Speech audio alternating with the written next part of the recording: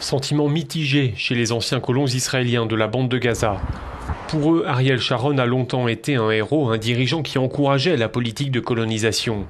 Mais au milieu des années 2000, il est devenu celui qui a ordonné l'évacuation des blocs de colonies comme celui de Gush Katif. D'où le sentiment de trahison encore vivace aujourd'hui, à en croire le témoignage de cette femme.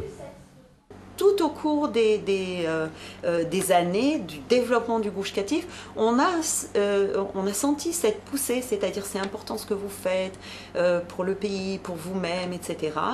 Et quand effectivement en 2003 d'abord, il a annoncé son plan de désengagement, ça a été perçu comme une trahison, comme une immense claque. L'État hébreu avait promis des compensations aux colons, des solutions de relogement à long terme, mais pour certains, c'est du provisoire qui dure depuis 8 ans.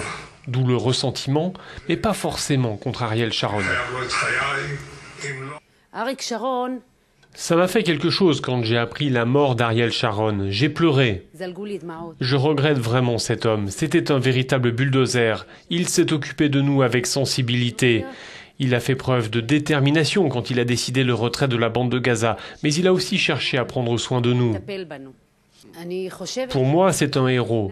Au moment où il a ordonné l'expulsion, moi j'étais très en colère. Mais s'il n'avait pas eu son accident vasculaire cérébral, je crois qu'il nous aurait mieux traités. Il ne nous aurait pas laissé tomber, contrairement à ce qu'ont fait ses successeurs.